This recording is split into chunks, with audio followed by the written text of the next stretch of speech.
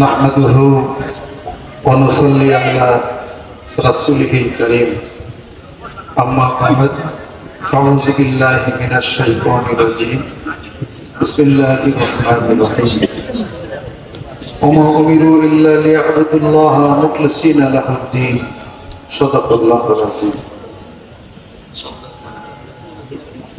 قال رسول الله صلى الله عليه وسلم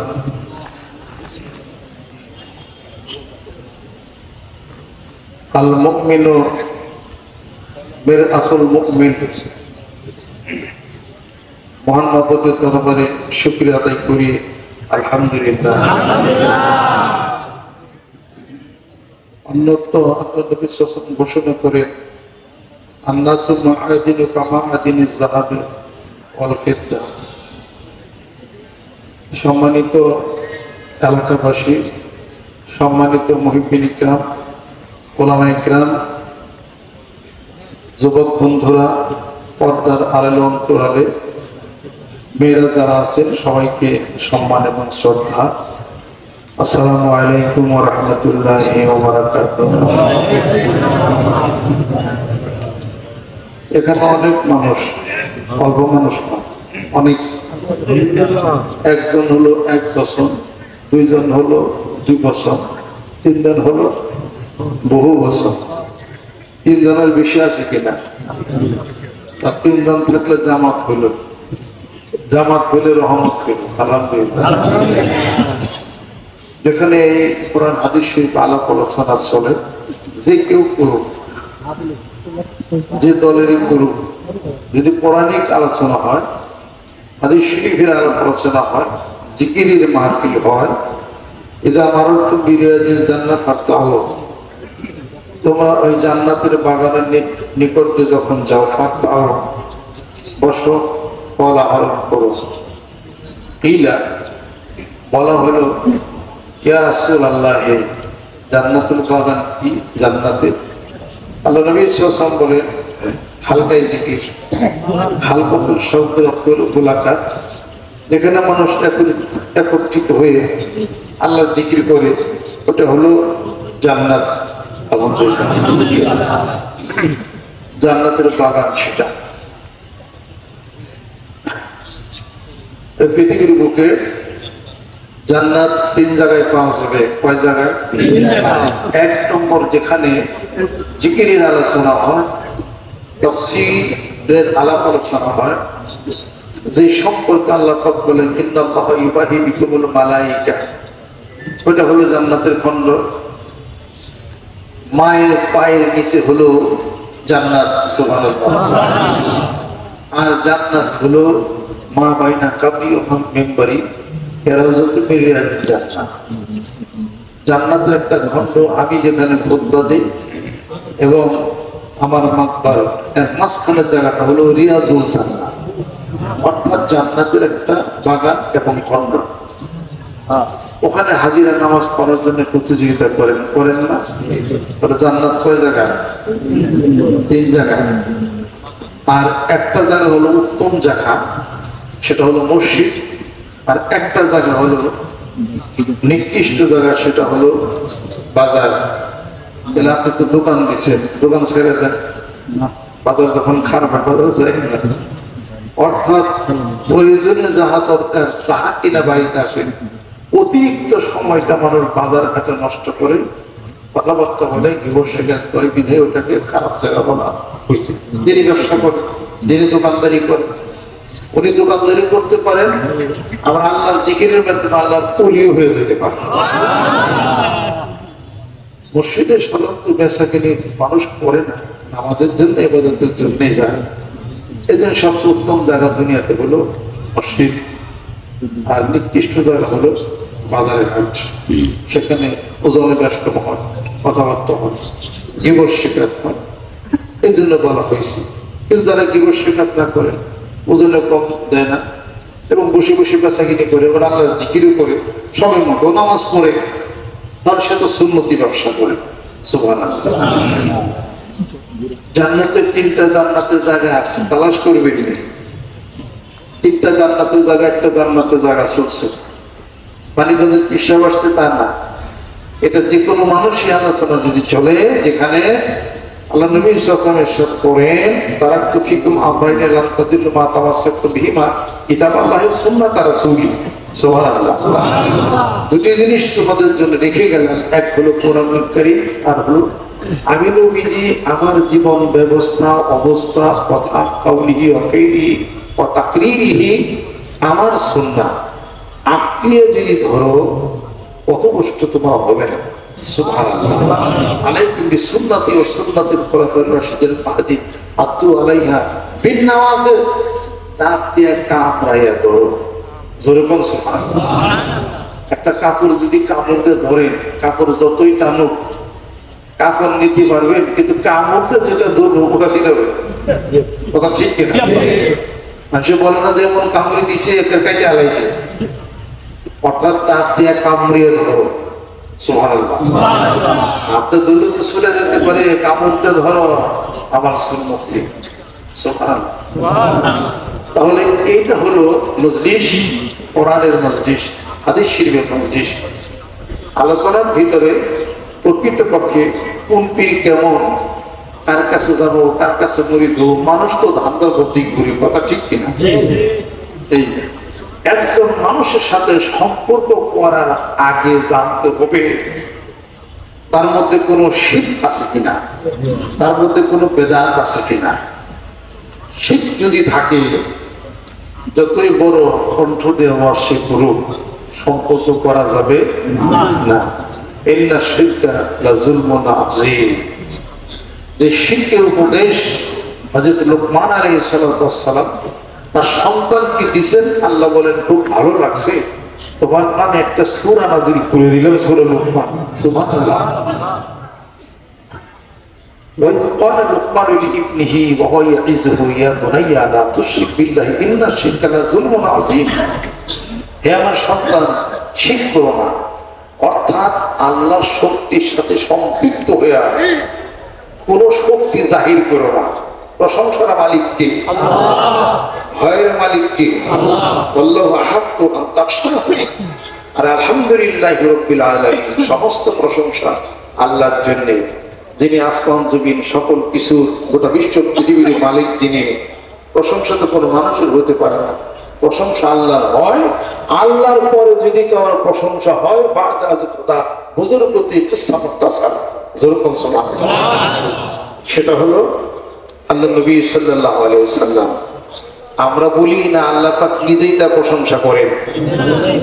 আলিফ লাম রা কিতাবুন আনজালনাহু ইলাইকা লিতুখরিজান নাস মিনাজ যুলুমাতি ইলান নূর। কোরআন নাযিল করেছি অন্ধকার থেকে মানুষদেরকে আলোর দিকে নিয়ে যাও। আর তুমি এক মহান চরিত্রের অধিকারী।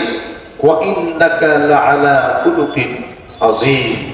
আর তোমার পক্ষে আমি আল্লাহ পাক সাক্ষ্য দিয়ে আসমান এবং জমিনের মালিক হয়ে কি সাক্ষ্য প্রদান করি? এটিকে আল্লাহ পাক তার রাসূলের প্রশংসা করেন নাই। ওয়া মা ইয়ানতিকু আনিল হাওয়া ইন হুয়া ইল্লা ওয়াহয়ুহা। আমার নবী প্রকৃতির তাড়নায় বসে বসে কোনো কথা বলেন না। আমার নবী যা বলেন, আমি আল্লাহর পক্ষ থেকে ওহী। জোরে জোরে করুন সুবহানাল্লাহ। এটা প্রশংসা। আল্লাহ পাক বলেন, আমি তো আমার রাসূলের উপরে দরুদ ও সালাম পাঠ করি, অর্থাৎ শান্তি বর্ষণ করি, রহমত বর্ষণ করি। জোরে বলুন সুবহানাল্লাহ। ইন্নাল্লাহা ওয়া মালাইকাতাহু ইউসাল্লুনা আলান নবী ইয়া আইয়ুহাল্লাযীনা আমানু সাল্লু আলাইহি ওয়া সাল্লিমু তাসলিমা। আমি দরুদ ও সালাম পাঠ করি, রহমত বর্ষণ করি, আমার ফেরেশতাগুলো করে। ও দুনিয়ার ইমানদাররা, তোমরা আমার বন্ধুর উপর তোমরা দরুদ ও সালাম পাঠ করো। জোরে জোরে বলুন সুবহানাল্লাহ। আল্লাহ পাক বলেন, হে রাসূল, আপনার জমানে আপনি নিজে বলে দেন। কি বলে দেন?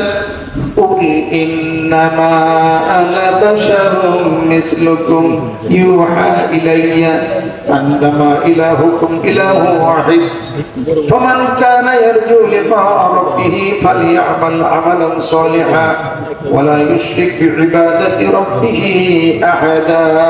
সুবহানাল্লাহ। বলে দিন, আমি তোমাদের মতোই মানুষ, ওহী নাযিল হইছে আমার উপর। জোরে বল সুবহানাল্লাহ। আল্লাহ রাসূলের প্রায় ১৫০০ মুজিজা হাসাইছে বুখারীর মধ্যে। আল্লামা জালালউদ্দিন সুয়ুতী রাহমাতুল্লাহ লিখেছেন তার মুজিজা, তার এই সমস্ত কিছু দেখে মানুষ তো পাগল হয়ে যাবে, মানুষ তাকে সিজদা করতে চাবে। আল্লাহ তার জবান থেকে বলছেন যে আপনি নিজে বলেন আমি তোমাদের মতো মানুষ। আমি কি বলবো? আপনি বলেন কুল ইন্নামা আনা বাশারুন মিসলুকুম, তোমাদের মতো মানুষ, তবে ওহী নাযিল হয় আমার উপর। তোমরা মানুষ, তোমাদের সাথে আগে রাসূলের 25টা স্তরের পার্থক্য আছে, একটা স্তরের মিল আছে, সেটা হলো ভাষা। তোমরা মানুষ, আমি মানুষ, তবে পার্থক্য রয়ে গেছে। লাস্তু আলাইকুম লাস্তু কাহাইয়াতিকুম ইন্নী আমিতু ইনদা রাব্বি ইউতঈমুনি রাব্বি ওয়া ইয়াসকিনি। যুরুকান সুবহানাল্লাহ।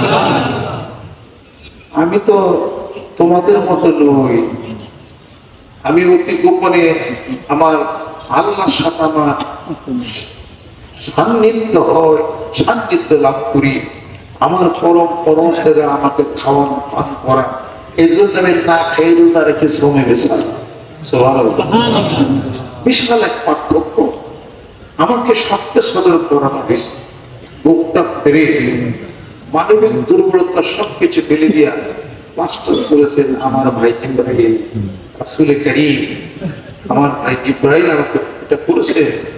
এবং আমার সুবহানাল্লাযী আসরা বিআবদিহি লাইলান মিনাল মাসজিদিল হারামি ইলাল মাসজিদিল আকসা আল্লাযী বারাকনা হাওলাহু লিনুরী মিন আয়াতিনা, আমাকে মক্কা শরীফ থেকে বাইতুল মাকদিস পর্যন্ত রাতের কোন অংশে আল্লাহ পাক নৈশ ভ্রমণ করেছেন। ওইখান থেকে প্রথম, দ্বিতীয়, তৃতীয়, চতুর্থ, পঞ্চম, ষষ্ঠ, সপ্তম আকাশ পারি হয়ে সিদরাতুল মুনতাহা পারি হয়ে মহাশূন্যতা পারি দিয়া আল্লাহর সাথে দিদার লাভ করতে সক্ষম হয়েছে। এটা আমার একটা এক্সট্রা কোয়ালিটি। নবীদের নবী, রাসূলদের রাসূল, এবং এক রাসূলের মর্যাদা দিয়ে আল্লাহ পাক সে সম্মান আমাকে ভূষিত করেছেন। কুনতু নাবিয়্যান ওয়া আদম বাইনাল মাই ওয়াত তিন। আমি তখনও নবী ছিলাম যখন আদম আলাইহিস সালাম মাটি এবং পানির মধ্যে নিশ্চিত ছিল। আর মেরাজে আমার ছেলেগুলো 27 বছর। এই বিশাল একটা দিক, একটা হলো নূরে মুহাম্মাদির হলো হাকিকত, এটা হাকিকতের হিসাব করতে, এটার সাথে মানুষের সাথে কোনোদিন এটা হলো মিশবে না। অথবা আমরা প্রশংসা করি না, আল্লাহ পাক নিজে প্রশংসা করেছেন। জোরে বলেন সুবহানাল্লাহ। আল্লাহ পাক সাবধান করেছেন কুল ইন্নামা, আল্লাহ পাক সাবধান করেছেন সূরা আল হাক্কার মধ্যে লাউ তাকাব্বাল আলাইনা বাদাল আকাবিল আখাযনা মিনহু বিল ইয়ামিন সুম্মা লাকাতনা মিনহুল ওয়াতিন। হে রাসূল, আপনি যদি নিজের মন গড়া কোনো কিছু যদি লেখার চেষ্টা করতে, আমি আপনার ডান হাতকে ধরে ফেলতাম। সুম্মা লাকাতনা মিনহুল ওয়াতিন, আপনার কণ্ঠনালী আমি কেটে দিতাম। অতএব আমার রাসূল তা করে না, আমার রাসূল যা বলে আমি আল্লাহর পক্ষ থেকেই বলি। ওয়া ইয়ানতিকু আনিল হাওয়া ইন হুয়া ইল্লা ওয়াহয়ুন ইউহা। আমার নবী প্রকৃতির তারায় বশবর্তী হয়ে কোনো কথা বলেন না। আমার নবী যা বলে থাকে আমি আল্লাহ রাব্বুল আলামিনের পক্ষ থেকে ইউহি। সুবহানাল্লাহ। বিশাল এক সম্মান, বিশাল এক মর্যাদা দেয়া আল্লাহ পাক তার রাসূলকে পাঠাইছেন। আমরা তার উম্মত, ভাগ্য খারাপ না ভালো? উম্মত আখিরে জামানার নবীর উম্মত। আমাদের আগে জান্নাতে কেউ যাবে? কোনো চান্স নাই। সবার আগে জান্নাতে যাবে আল্লাহ নবী সাল্লাল্লাহু আলাইহি ওয়াসাল্লাম, তারপরে কোন নবীর উম্মত? আমরা যাব জান্নাতে। সবল বিসি এই সুযোগ হাতছাড়া করা যাবে না। এটা হাতছাড়া করা যাবে না, এখন এটাকে গ্রহণ করে নিতে হবে। উম্মতে মুহাম্মদের সম্মান মর্যাদা আমি আপনি দিনে আল্লাহ পাক সেই সুযোগ মর্যাদা, মানে সেই সুযোগ দিয়েছেন গ্রহণ করার জন্য। সুবহানাল্লাহ। সূরা আল বাকারা 255 নম্বর আয়াত শরীফ, অর্থাৎ আয়াতুল কুরসি। সুবহানাল্লাহ। আল্লাহ পাক বলতেছেন গোটা বিশ্ব পৃথিবীর সমস্ত শক্তি হলো কোরআনুল কারীমের মধ্যে। কোরআনুল কারীমের শক্তি আয়াতুল কুরসির মধ্যে, আয়াতুল কুরসির শক্তি ওয়ালা ইয়াউদুহু হিফযুহুমা ওয়া হুয়াল আলিয়্যুল আযীম, এটুকুর মধ্যে। জোরে বলুন সুবহানাল্লাহ। সূরা আল বাকারা 282 নম্বর আয়াতটা হলো শাব্দিকভাবে সবচেয়ে বড়, পুরো এক পৃষ্ঠা। আর কোরআন শরীফের সবচেয়ে বড় আয়াত হলো আয়াতুল কুরসি, কিন্তু শাব্দিকভাবে কম, ছোট, মর্যাদার ভিত্তিতে বড়। জোরে বলুন সুবহানাল্লাহ। আল্লাহ পাক সেই সুযোগ আখির জামানের নবীর উম্মতদেরকে দিয়েছেন। জোরে বলুন সুবহানাল্লাহ। আর কি বসে থাকার সুযোগ আছে? বসে থাকার সুযোগ নাই। দ্রুত সালাম পাঠ করতে হবে, কিন্তু সুর করে করে সমস্যা কি আছে? আল্লাহুম্মা সাল্লি আলা সাইয়্যিদিনা মাওলানা মুহাম্মদ ওয়া আলা আলি সাইয়্যিদিনা মাওলানা মুহাম্মদ সাল্লাল্লাহু আলাইহি ওয়াসাল্লাম।